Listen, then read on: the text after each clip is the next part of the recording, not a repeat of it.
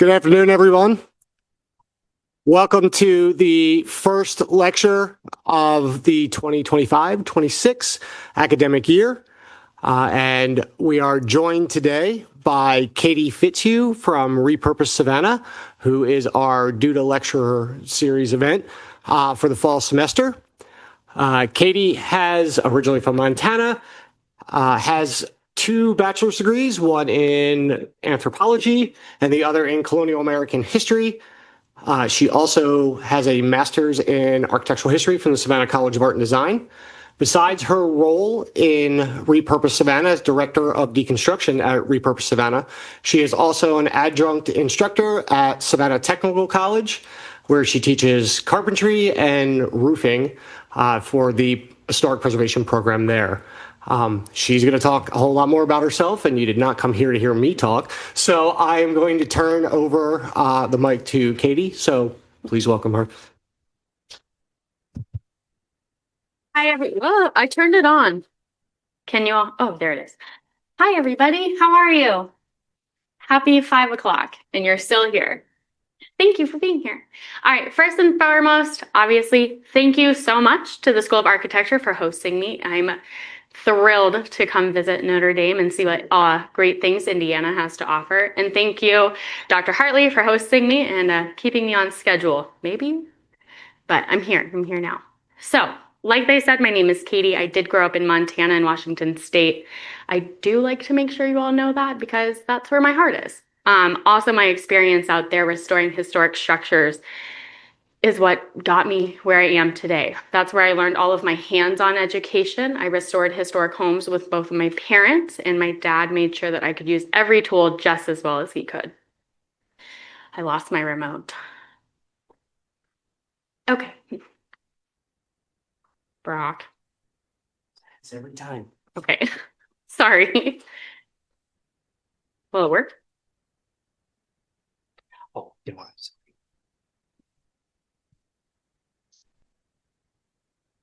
I went to art school.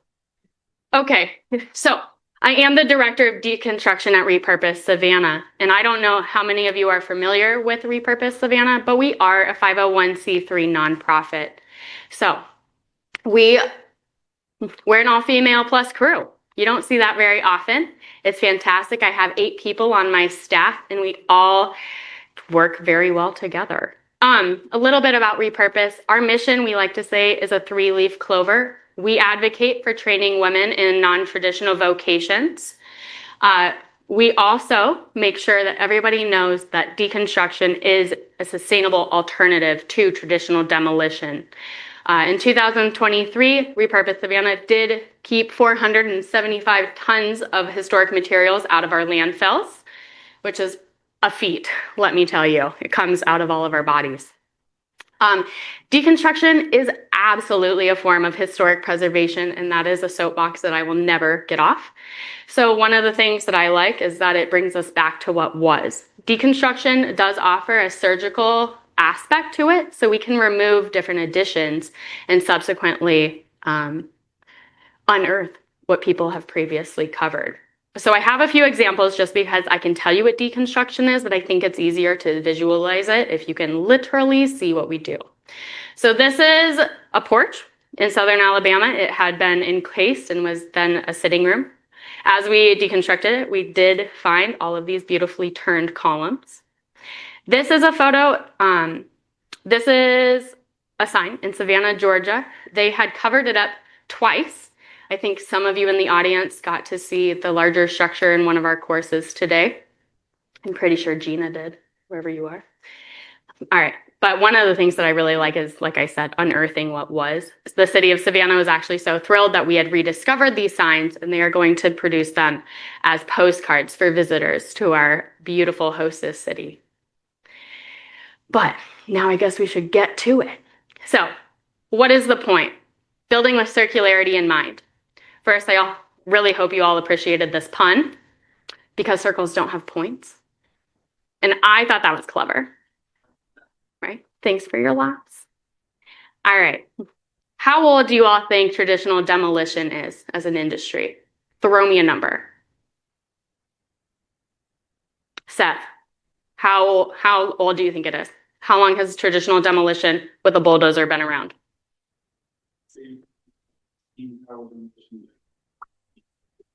Okay, we did. But demolition, as we know now, is only really gained popularity after World War II. And that's because we started to see modern warfare create new problems that we previously didn't see before.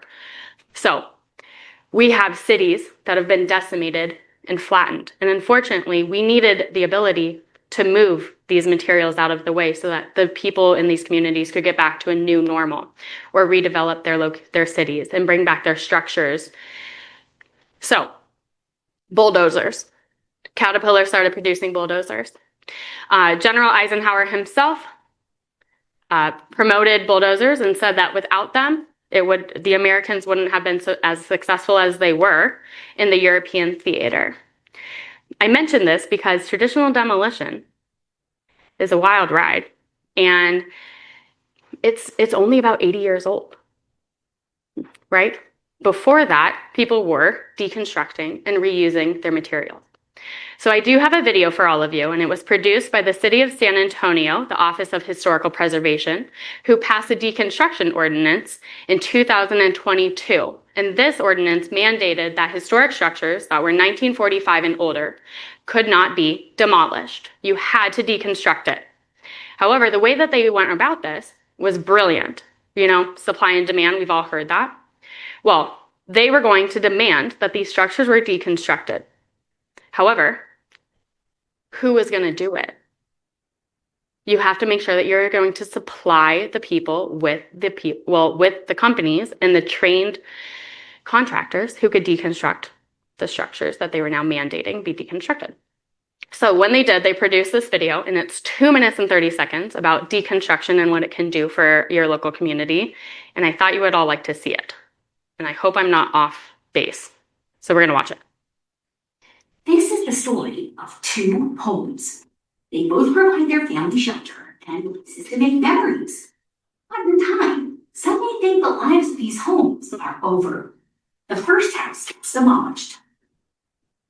It's lumber, windows, doors, bricks. All of it is buried in a landfill and will decay for hundreds of years. This is a waste of more than 41 tons of energy that was used to create the materials that went into the house. That's equivalent to driving your car nearly 93,000 miles, or almost 4 times around the world in greenhouse gas emissions. Construction and demolition waste is the largest source of waste sent to landfills nationally. More than double the household trash we throw out. Wasting building materials on demolition leads to deforestation. It destroys ecosystems and decreases our air quality.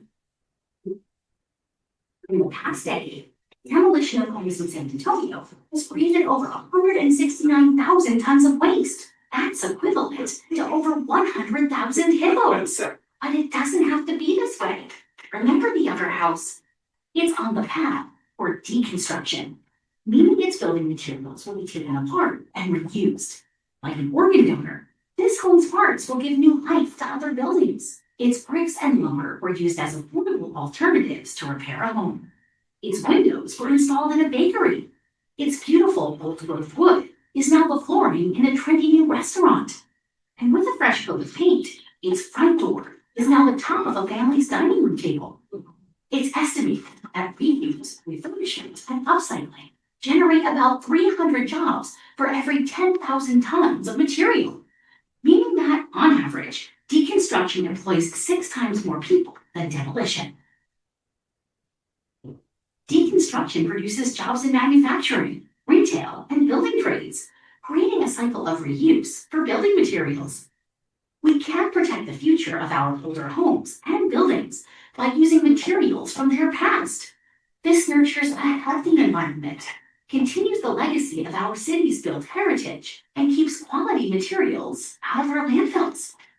San Antonio can lead the way for cities across the world, and it starts with our buildings today. Don't demolish, deconstruct, and reuse. It's the earth-friendly alternative. hope you all enjoyed it. Thanks. Appreciate it. All right, that's it. Have a great night. Just kidding. Okay, so deconstructing is not new in any means. We know that because I'm fairly certain most of you spend a lot of time in Europe, and we see lots of evidence of historical reuse. I brought examples. This is one of my favorite examples. This is on one of my archaeological digs just next door to this. This is located in southern France in Lacoste, and SCAD has a campus there. And I don't know if you all can see, but do you see anything that doesn't match the others? That doesn't look like a square stone. This was from an earlier Roman temple, and it's actually a drum of a column. When you are looking at it straight on, you can see that it is fluted, and we do have historical records of the temple that was deconstructed and then subsequently reused in this building. This is one of my favorite examples of reuse, and structurally it stresses me out. All right, so these are absolutely rafters that had been repurposed for studs, and they are in a gable of a 3-story structure. But it's a great example. You can see the bird's mouth, that's a telltale sign of reuse, and the paint, right? So a little bit about one thing that we do at Repurpose Savannah is we do make sure that everything is heavily documented.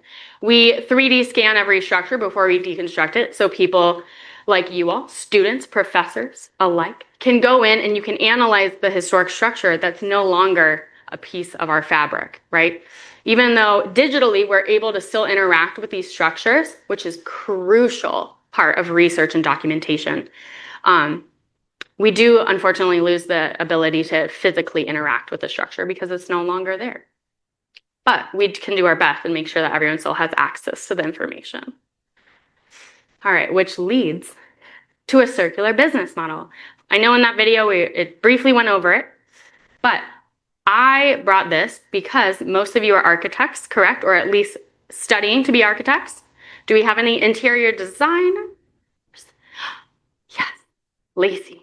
What other? Historic Pres. Gina, I know that you're a concentration. Maya. Oh, some I didn't see earlier today, so I don't know your names.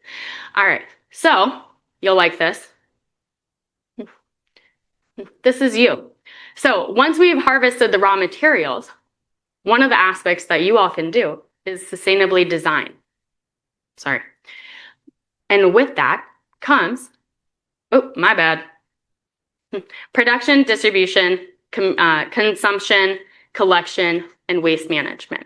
Deconstruction is absolutely a massive part of this because we don't have to harvest raw materials. Everything is already in this loop when we are utilizing materials that we already have harvested or extracted from our earth. And I really want to make sure our students know that you guys are one of the driving forces behind sustainability, but also almost mandating what materials people are using in your designs. When you design, are you making room for historic materials that don't match all of the Home Depot dimensions, right? I don't know if you're doing that. It's hard to do. Once our building materials were standardized, we don't have to make exceptions for historic doors that are maybe 34 3/4 of an inch wide. It makes it a little bit more difficult, but I'm absolutely confident that all of you can take on this challenge and make sure that we're putting more reclaimed materials back into our everyday life. It might not be clean, it might not be easy, but that's not fun, right? You guys can do it. There's a challenge.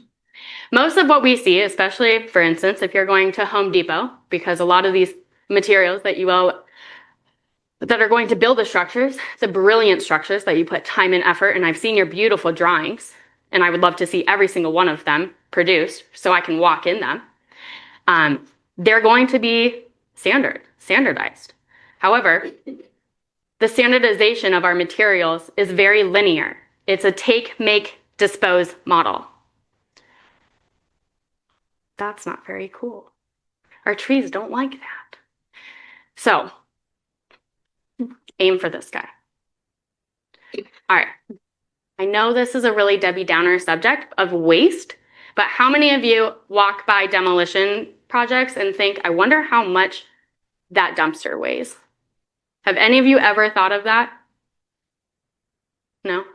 Maybe a few of you. Maybe those of you who I've talked to today and yesterday and asked you to do that. All right, so C&D waste is 1/3 of the entire world's waste population. That's not it. So that's a lot. In 2023, the World Economic Forum estimated that by the end of the year, 2025, which we're all in, we would produce over 2.2 billion tons of waste with only 2 industries, construction and demolition.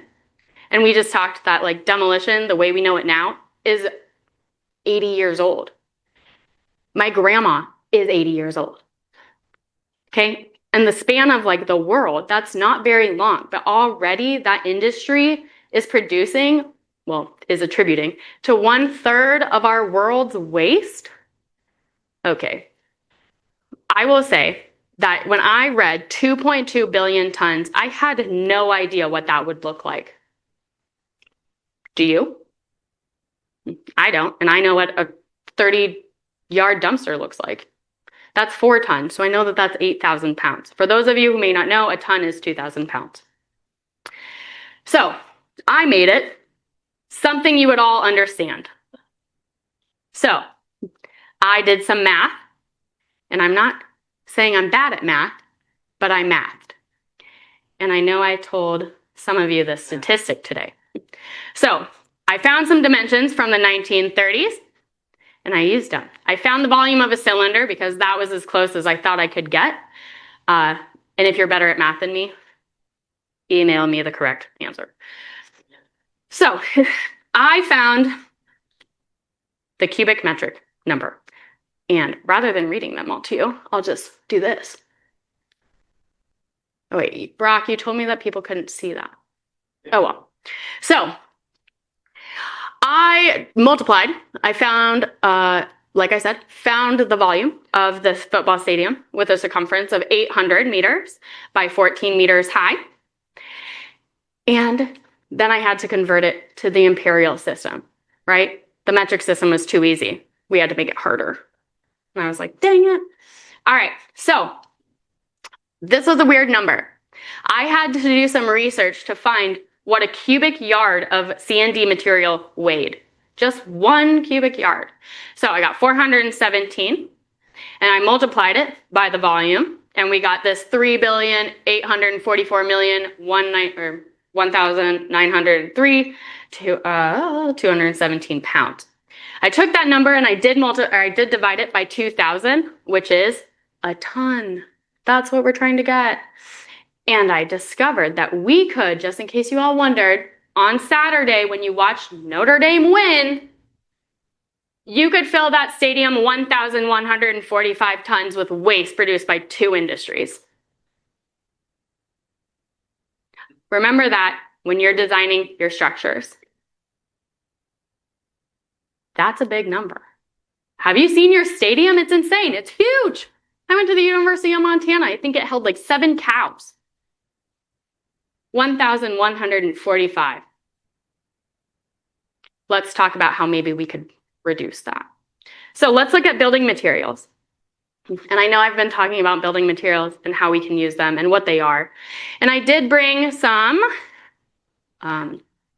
examples, which I'm going to pass around, and I think most of you can get from A to B fairly well. But the camera can't pick these up. Ugh. I brought you a modern nominal 4x4 from wood that we are currently harvesting in Georgia. So this is what's called a loblolly pine. It has been altered to grow quickly. This is an antique heart pine piece out of what's called longleaf pine. You will definitely be able to tell the difference. And let me know if you can count the rings in this guy. Al, you can start it. Thank you. Thank you. So the smaller one came with the standardization, so that's nominal. Nominal means it's only a 4x4 in name, not in true measurement. The true is the much larger one. That's actually 4 inches. All right. I'm sure we all see fire buildings and think immediately we need to tear it down. However, I just wanted to show you all some examples of historic materials that we have salvaged and that have been absolutely reused and put back into our communities. This structure did obviously have a fire in it. However, we were able to deconstruct it, and the structural engineer said this material was absolutely still usable, but maybe in a more decorative way than structural. But I like it because you can see how the flames lapped it. And the community on Tybee Island, Georgia, which is where we were on this project, the fire station incorporated this. Or they wanted to, something. All right. But one of the things with deconstruction and salvage material is, how do I take piles like this and make it usable, right? If say you're a contractor or you're in construction management and you have to take this pile and someone tells you to use it, but you have the option to go to Home Depot, how am I going to beat you out? Home Depot, they're all ready to be immediately reused. This pile, there are nails, nothing is the same, it doesn't have clean ends, you can't see the end grain, you don't know what you're getting into.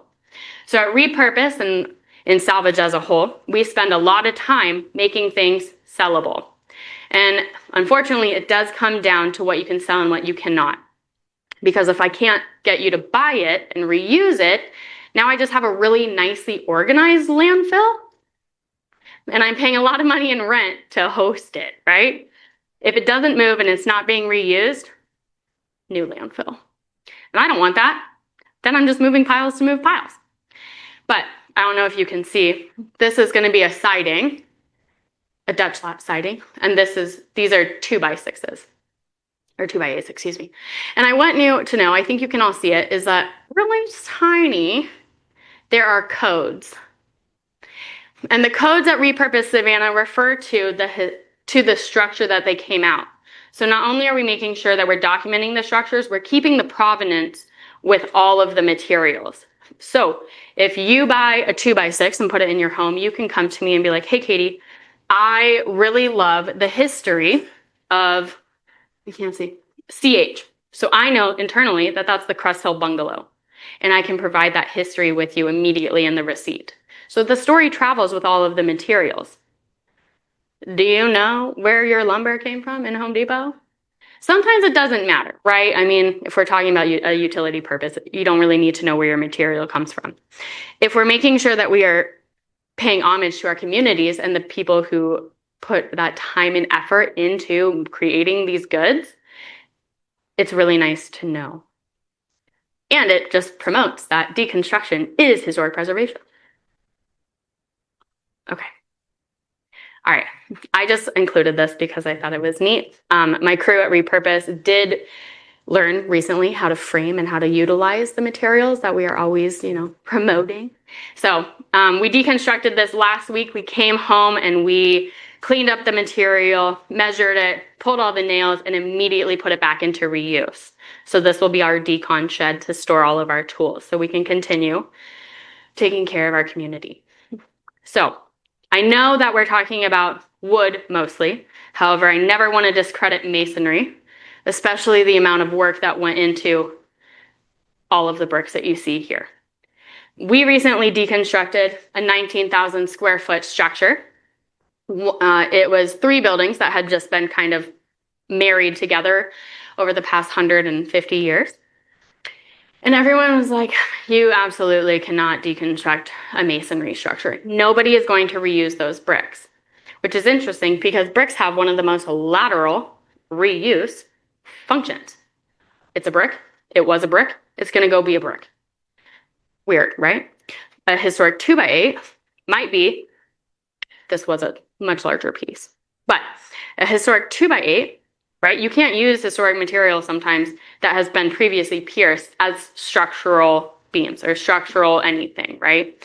So this is going to take a little bit more of a value add and more effort to create. Maybe you'll take this and you'll mill it into a historic floor for a patch or something like that. But bricks, being so immediately reusable, are incredibly important. The city of Savannah really didn't want us to deconstruct this, and in the long run, because we were able to save 5 semi worth, we filled 5 of these. And there are about 30 pallets on each semi, and each pallet held 480 bricks. I just want you to know that that means we cleaned every brick. And so, roughly multiplying that, it came out to be about 75,000 bricks. And that's just one type. I'm not even telling you about the other bricks that went to live somewhere else. So these bricks were all purchased by one buyer, and they are going down to Brunswick, Georgia, to be built, he's building himself a self-supporting masonry structure out of all of these bricks. And I love this challenge for him. But if I don't touch another brick for at least maybe 1 week, just until my hands recover, it's okay with me. All right. Each one of these bricks is saved individually, correct? 70,000 individual bricks that we've all touched maybe 7 times and then loaded on this. I did want to just highlight this photo that I took myself, and that's why Hannah's head is in it. I am standing by this image in Copenhagen. I really like this because this is something that I am passionate about. And what they did was the demolition contractor, because in Europe, they don't have to specify demolition and deconstruction. Demolition by default is deconstruction. It's a wild ride. But they cut out meter by meter sections of other structures that were being demolished, and then they upcycled it and superimposed it on this structure. This is in the Orsted district, and there's an architecture design firm out there, and they're producing more of these similar structures, making sure that bricks are being constantly reused as much as they can. And one thing that I thought was really interesting that I'd like to share with you, because people make the story, is on the other side where you can't see, just behind this building, is kind of a more drab structure. And the family, one of the families came out as 12 of us are standing outside just gawking over this beautiful structure. And they told us that they were dying to move into it so that they could be excited to come home to a pretty building, to a building that had a story, to materials that used to have a life. And I thought that was really interesting because nobody coaxed them. They didn't know that we were there on a sustainability delegation, and we were absolutely looking to see how they were reusing their materials. They just came out and offered that story to us. So I liked how embedded reuse and the excitement of reuse was within the Danish culture. All right. So let's talk about maybe some building techniques that if we changed a little bit, we could advocate for more reused materials in our buildings. So do you all think currently most people are designing for replacement or repair? Charity? Oh, correct. All right. I'm sure all of you have really beautiful vinyl windows. What happens if someone breaks it? Do you repair it, or do you have to take out the interior trim and the exterior trim and cut out the window and put a whole new window in? Or can you just replace the pane? You have to take it out. I know you all knew where that was going, but I just had to tell you where it was going. All right, so what if our architects, what if our designers, what if our material manufacturers went back to designing for replacement? I have this photo, and I know you can see that the sill beam is incredibly rotted out, and maybe you might not replace this one. I didn't own the building, so it did come fully down and deconstructed. However, all of these materials were reused on the property. All right, I just wanted to show you that while our sill beam here is entirely rotted out, and I just want you to know it felt really crunchy, like it was gross, and it was soaking wet, and it had been covered up for this building was 1830. It was the original kitchen. So it was set off of the original family home. But you can see that the meat of these hand-hewn studs is still in great shape, right? You could easily There's a lot of work that would go into this. But you could replace this and put these studs back in, and this building would be structurally fine for another 100 and X amount of years. I wanted to show you all this. This structure is a case study in Savannah. This is one of my very first projects that I was a part of. We call it the Workers' Cottage. This area in Savannah is historically where the railroad workers would have spent most of their time, and where all of their cute, we call them worker or railroad houses, these were. So this is on Anderson and East Broad. I don't know if you all know this, but Dr. Hartley used to live in Savannah, and that's how I know him. He used to sit on the board of our parent company called Emergent Structures. All right, back in. So the owner really wanted to save this portion of the structure, and you can see that over time there were two different additions. They were starting to fail, and in Savannah we have an organization called the Historic Savannah Foundation, which purchases structures that are kind of teetering on being required to be demolished, or in this case, deconstructed. So what we did is our main goal was just to remove these two additions and leave this guy so that it could continue on its life. So I just want to show you what we did. So we took it back, essentially cleaned up the lines, removed the cancerous portion of the structure, and so that the contractors could come in, and they're putting in a new addition. But you can see that while we left this wall, and you can see that this sill beam is really taking a toll right here. Subsequently, they decided to just remove the majority of that addition. But I like this because remember the siding from the first photo? Okay, remember it, it's coming back. Oh, right there. So when we removed the siding, we took it off, we cleaned it up, and the owner wanted it to go back on. While some of the siding was not able to be kept, we had to marry it with some other projects, which luckily deconstruction offers the ability to find like materials and utilize them in restoration projects or rehabilitation projects or historic tax credit projects. We did that on this project. This is what the house looks like today, and the siding went back on these additions. So I like that it was kind of start to finish. It was put on as an addition. We had to remove it, but we cleaned it up, and then it immediately got to go back onto the house. So I like these because deconstruction is not always structural, like a full structural removal. It does offer the surgical aspect that, maybe a backhoe wouldn't. I'm not that good at driving a backhoe, so maybe it can, but don't let me drive it. All right. I did want you all to see that there is an uptick in using lumber. And so if we highlight mass timber, which is an interesting concept in and of itself, we can see that people are making a more conscious effort to design with lumber. And I mentioned mass timber, and I know sometimes that can be a hot button topic. But one thing I've been seeing is mass timber material producers contacting salvage companies because they want to utilize the materials that have been previously extracted from our natural resource.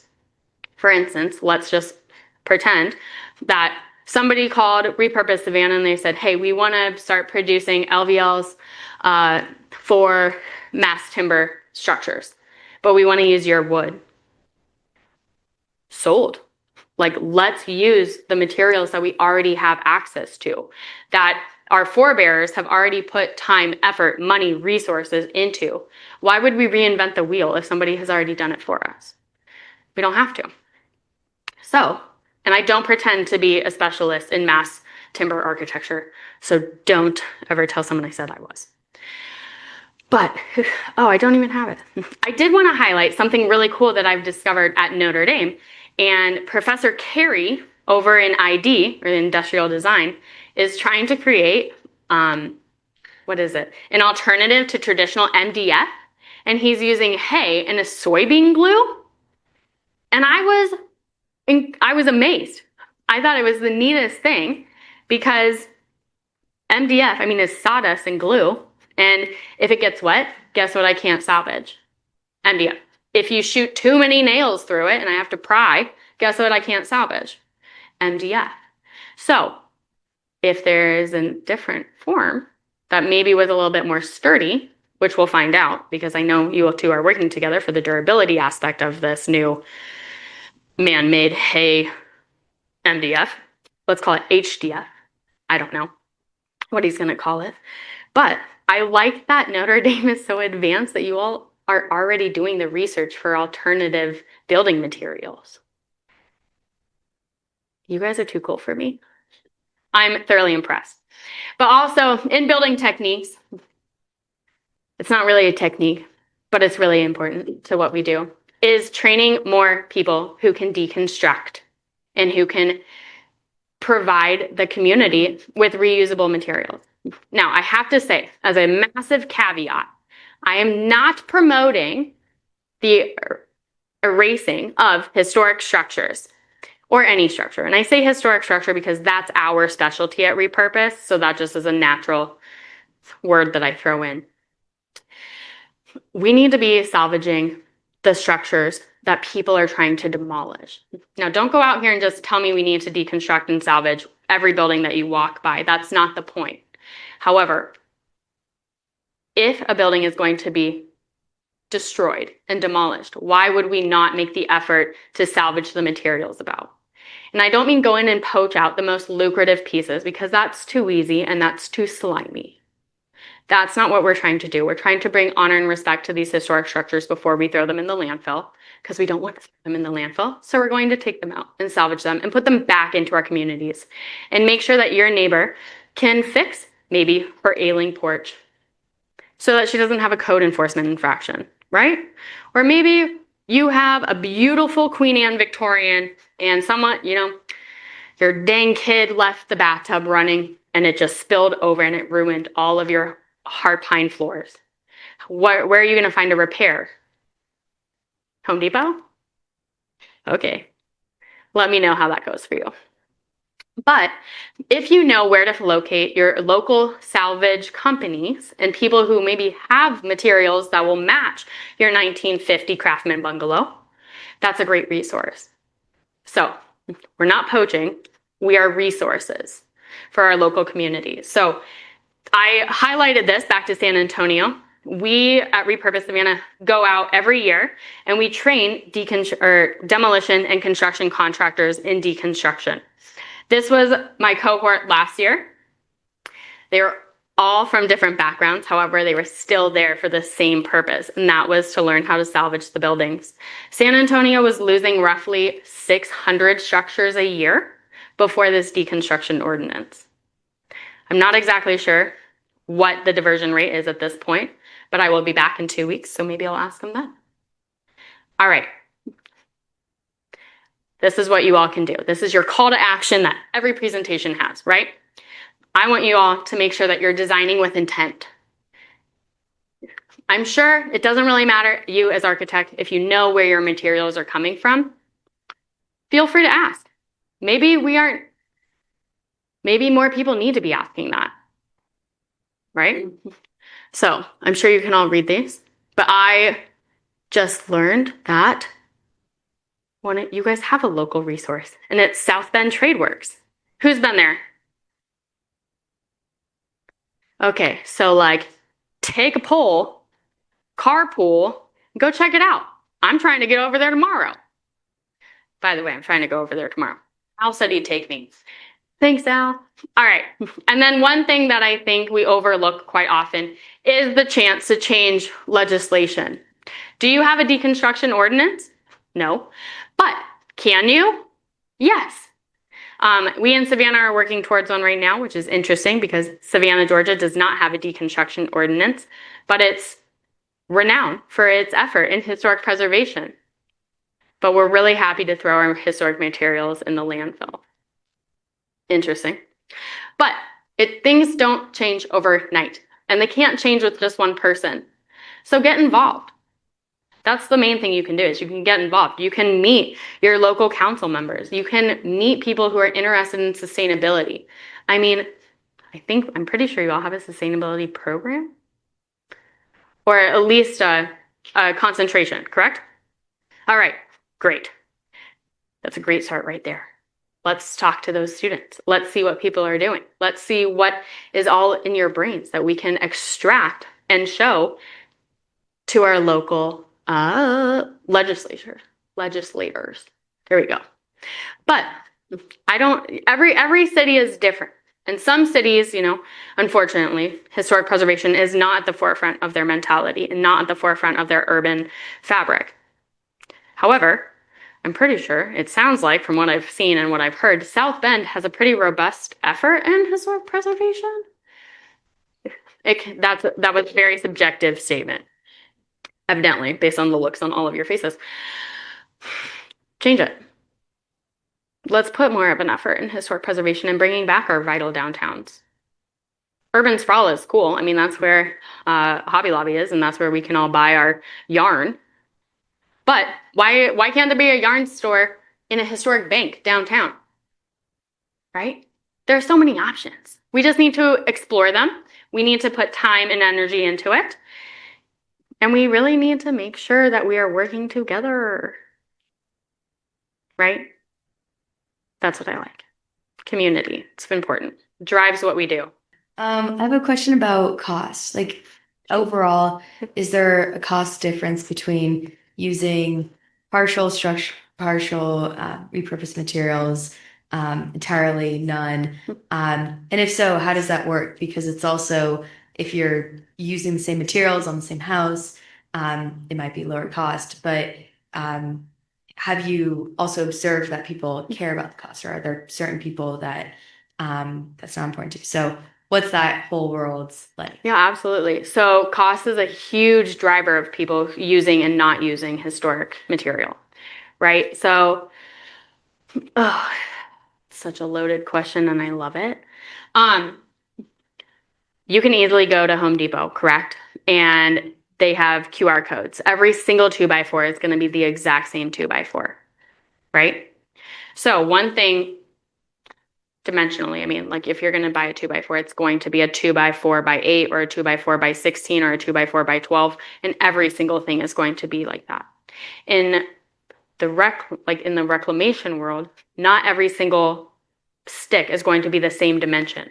So when we process it, and I say we, I'm talking about like my experience and what my crew does. I cannot speak on a national level, but I can tell you that we try and save everything that we can. So every piece is individually culled out. So with that, we have to figure out how to price that so that it's attainable or not attainable. So it relates to every single piece of material in that bundle. So really fast, we're gonna do some clicking. Sorry. Okay. You can see that every single piece right here is flat and it's all justified, but the other side is like this. They're all different sizes. That was a weird noise. Cost, I always say sometimes, well, I say this, reclaimed materials can be more costly because the immediate labor to to deconstruct them. So not only is there labor to extract them from the historic structure, I then have to drive them to Repurpose Savannah or my lumberyard, wherever they're going. And then I have to process them. So I have labor on two sides, right? I have labor in the decon and I have labor on the processing side. So how do I cover that in all of those? Our retail portion kind of subsidizes that. But a lot of people, price is important. And we don't want to price out our materials. Why? Because everybody should have access to our community materials, right? If Dr. Hartley over here lives in a $3,800 mansion, and then I'm over here living as like a legacy resident and my house is in disrepair and I don't have, I'm strapped for cash, but I need building materials and I can't afford Home Depot, but this is in my backyard. I want to make sure that I'm not having a price point that doesn't make it accessible to everybody. There's been in the past, historic materials and preservation has maybe been thought of as an elite option, right? Because they were more expensive. So people aren't catering to the entire community, they're catering to one audience, and that's not fair to your community. So I'm not answering your question because I don't have like a really solid, like, Dr. Hartley can buy this, but Katie can't. I don't have that. We really try to meet people in the middle, but there are times where this material, because you want certain value adds, are going to be more expensive because now we have shop time. Now we have to mill it down because you want a floor, and these are all 2x8. So not only am I selling you the 2x8, but now I also have to sell you the labor. So I would love if you want to come volunteer your time at Repurpose Savannah and help me develop like a standardized sales system, but there isn't one that is really useful. There's not one that's tailored to reclaimed materials. We're kind of forcing it into, like, say, Squarespace. So it's a little hard. I hope that helped. Oh, Sandra.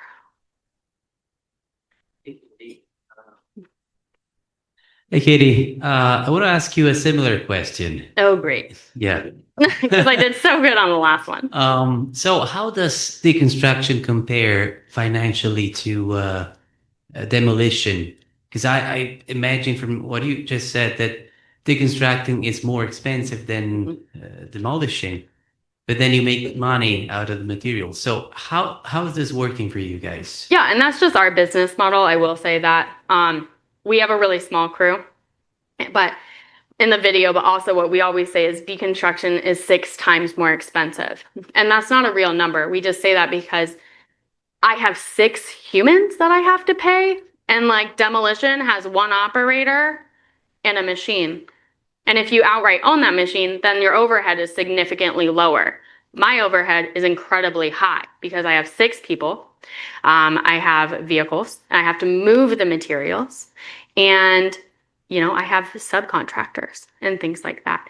So it can be more expensive. One aspect that Repurpose has gone through and done is, because we're a nonprofit, this acts as a material donation. So our clients are able to claim a tax deduction on the other side. So sometimes it comes out in the wash, sometimes they come out ahead, and sometimes we lose in the delta. I always say my estimates are truly estimates, and I will work tooth and nail to make sure that it's accessible for whomever is asking. Sometimes it doesn't work out, and sometimes it's too expensive, or sometimes they want me to deconstruct a 20,000 square foot building in 4 weeks with 6 people. Maybe if I don't sleep for 8 years, we could do that. But this works when I'm here, but not if we're from over there. It can be expensive. However, because there is a lack of standardization in deconstruction, there's a lot of wiggle room. So again, I don't have a hard and fast number because this industry is still fairly, I say it's new after I told you it's like the most ancient building practice that we have on Earth. However, it's really been revitalized. Like, it fell dormant for quite some time because traditional demolition and I say traditional, I mean demolition as we know it with backhoes and things like that, really came to the forefront because it's cheap, dirty, and quick. And we like cheap, dirty, and quick. Deconstruction really pushes that envelope because we're kind of, we're expensive, we're slow, but we're excessively clean, right? I'm like, no toxic lead dust cloud. Our asbestos is always abated. And when we find new asbestos, we re-abate it. But if you abate your asbestos and then you crush it, but there's secret asbestos under 2 other layers of laminate floor that when you tested didn't come back as asbestos, guess what? You're crushing asbestos. So we're cleaner. But yeah, it's more expensive. So it comes with changing the minds of people, right? And changing the minds of the communities around. And when you see a demolition permit posted on a house, the community can absolutely be outraged and really help push the envelope of deconstruct instead of demolish. So sorry we're more expensive, but you're creating more jobs by deconstructing. And, backhoes, they don't have families to feed. Maybe there are little backhoes out there. Gina?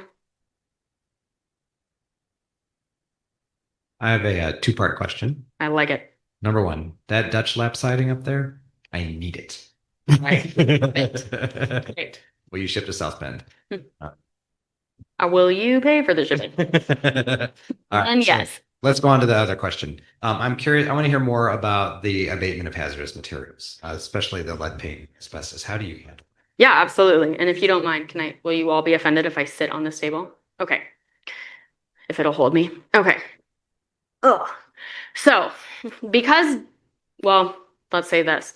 Different municipalities have different states have different rules for lead abatement. I will say that first and foremost. So what we do is I'm OSHA 30, so I'm going to be the safety human on site. So I'm going to be making sure that we're all following OSHA rules for lead abatement. And because deconstruction has there's less disruption of the materials, right? Like we're prying against the wood to wood behind it. So we're not having such big pieces of lead just crumbling into our dirt and things like that. And lead abatement is really, it's not scary. It doesn't have to be scary. We need more education on what that could look like. But really, you can safely work with lead-based materials if you're practicing basic hygiene. Like OSHA promotes washing your hands. Don't eat or drink next to where you're working. Make sure you don't have straws because dust particles can get there. All of my crew have P100 rated masks. We only work in incredibly ventilated areas. If we are working on it, not on a job site and back at our warehouse, we do have HEPA rated vacuum filters that we can make sure that we clean up our materials. And if needed, we do bring them to site just to make sure that we're not leaving our community worse off than we found it. As far as asbestos goes, I am a big advocate for paying people who know what they're doing. I'm not going to go be like, hey, I can totally abate your house. My understanding, and it could be wrong, and I know that this is going to be put on YouTube, so I don't want someone to yell at me. My understanding is if you are a Georgia home resident and you are able to abate your own asbestos, that should stress you all out. But you are legally allowed to.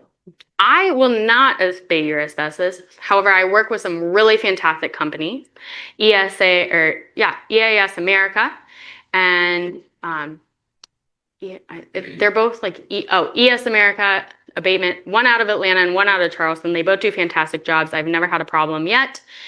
And if I have a problem, then I change abatement companies because that's not why we're here. We want to make sure that we're taking care of our communities, but also the neighbors. So when I was analyzing hazardous material abatement, one of the national stats is when you crush, say, a 12,000 square foot home and it maybe has lead in it, that dust cloud, and I'm sure you've driven by and people are standing out there like this, just holding a hose. Cool. It does, I would argue it does nothing. I know it does something, but we're not going to pick it apart. The dust cloud is like 400 square feet around your project. So you can impact up to 4 structures on any side with your dust cloud. So that one hose isn't going to get you very far. And where does the water go? Where is it going to go with all of those lead particles in it? Down your drains? All in the soil? Who plays in the soil? Little kids, animals, things like that. So if we can work with the lead in place as best as possible and really eliminate the chances of dust clouds, that's what we're going to do. So do it safely, P100 or more. That's your respirator. And then pay people who can abate asbestos. It's worth the money in the long run. Asbestos is linked to over 75 types of cancer. Also, fun fact, if you smoke cigarettes and you work with asbestos, you're 90 times more likely to suffer asbestosis in your life.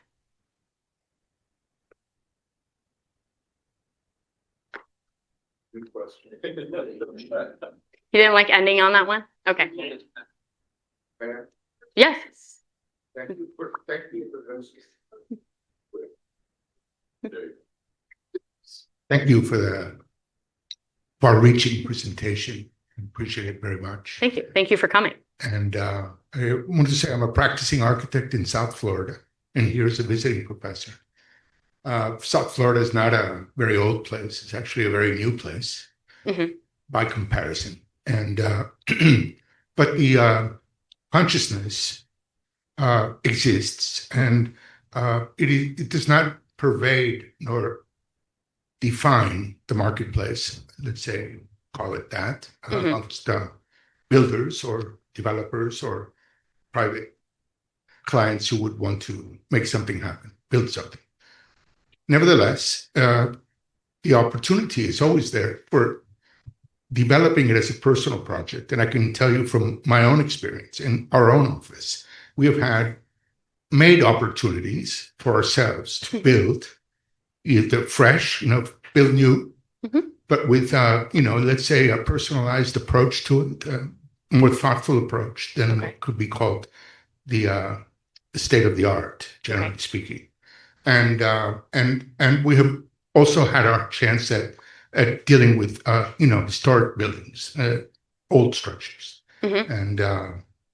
and so all of these areas you point to are very, very interesting, and I find to be very relevant. The reuse of materials, keeping them on site, and absolutely, and adequate replacement of material.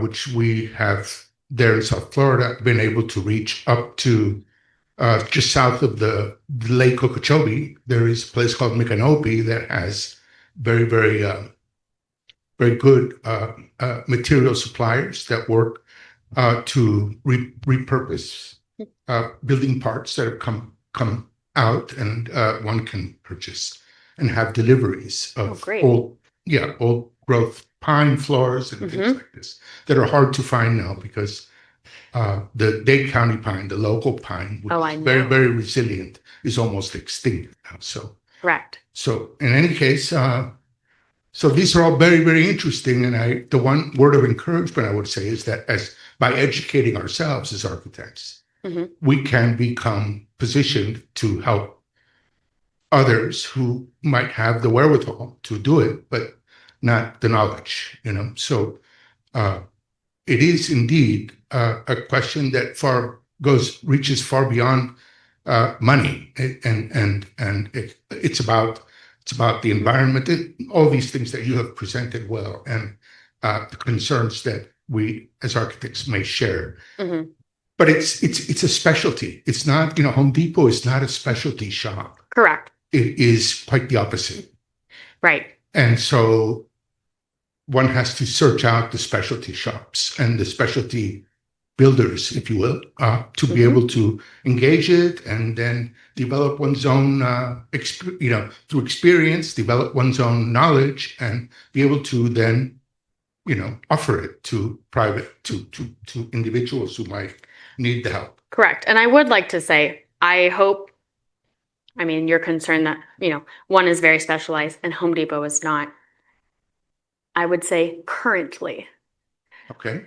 The more conversations we have and the larger the drive for reclaimed materials grow, and material hubs and material innovation centers. And if we can make them more commonplace, then I would like to think when you go to visit historic or salvage lumber, or whenever you're looking for something, you have access to it. My dream in life would be to, have a historic Home Depot right next door and compete. Right. But we're not there yet. And I will say it's because this industry is still so infant, for lack of a better word, that I would like to think that these types of conversations are going to drive more of them to pop up.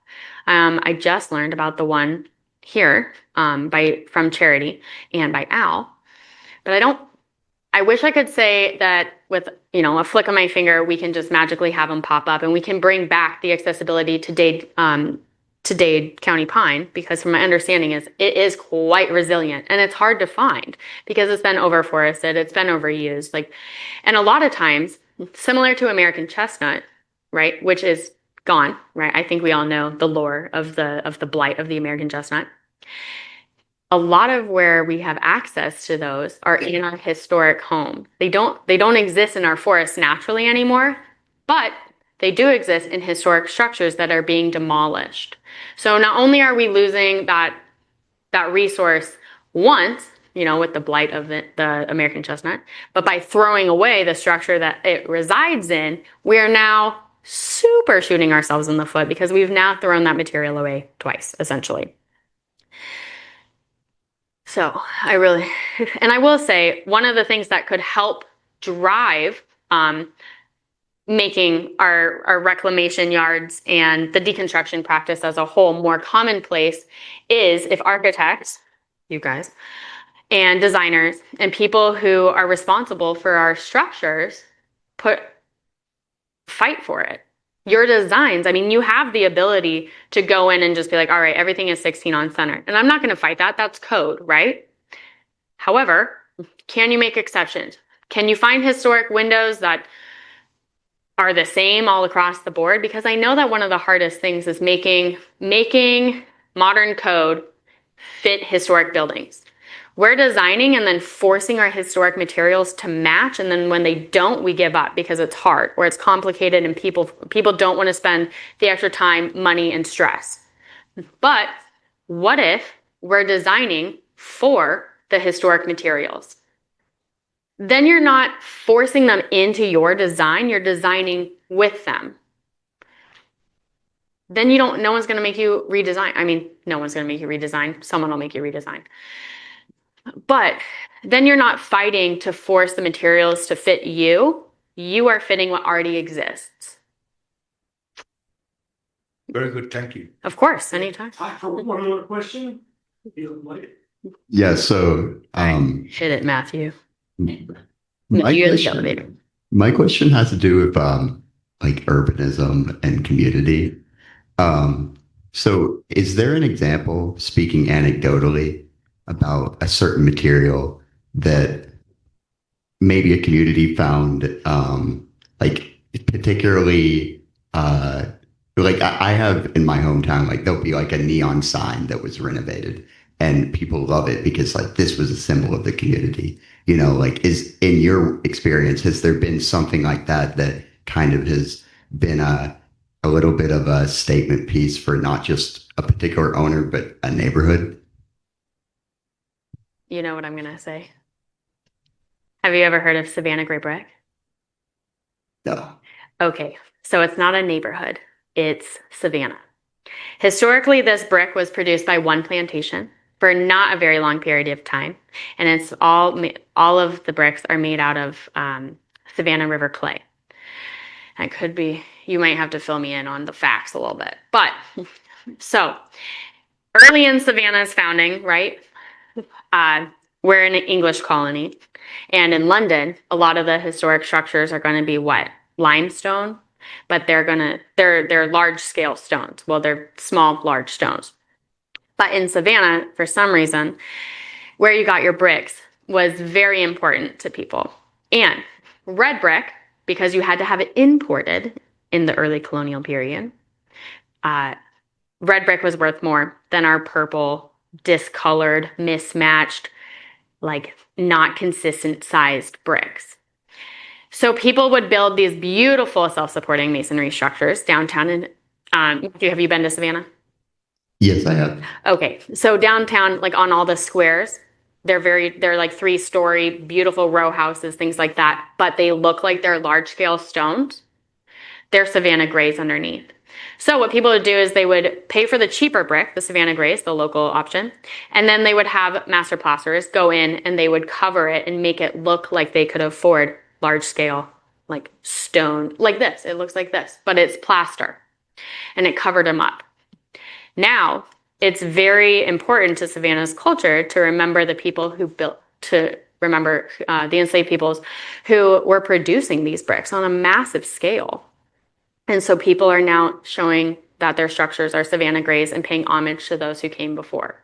So in my world, Savannah gray bricks. I do know that at the top end of the market, people have sold them for $12 a brick, which is outlandish if you ask me. and I think really inaccessible to a very significant building material local to Savannah. But we retail them for $4. I love your question. Where are you from, if you mind me ask? I'm from Columbia, Tennessee. It's where the Hannah Montana movie was filmed. Well, if it makes you feel better, I'm from Montana, which is her last name. Thank you. Of course. And thank you all for being here. It was a true pleasure. Notre Dame is beautiful, and I'm honored to have now been and experienced Rudy in his stomping grounds. I only referenced that once. It's fine. And if you all have questions, please feel free to email me. I will say, I'm bad at email, so I will get to it. But if you are worried, you can call and leave me a voicemail, and I will absolutely call you back. And I might be the only 31-year-old adult who will do that. I love voicemails. Leave them to me all the time. All right. Well, we'd like to thank Katie for coming all the way up from Savannah for her presentation and all the time she spent with the students over the last 2 days. Just a reminder, our next speaker series event will be next Wednesday, and we'll be keeping on with the Savannah theme with Christian Sotil from Sotil and Sotil Architects, and he will be presenting. His title is A New Humanism. So 5:15 here next Wednesday. So thank you all for coming. Have a good night. Can one of you have those blocks? They've been from one. Okay. Thank you. I disappeared. Oh, look, almost right on time.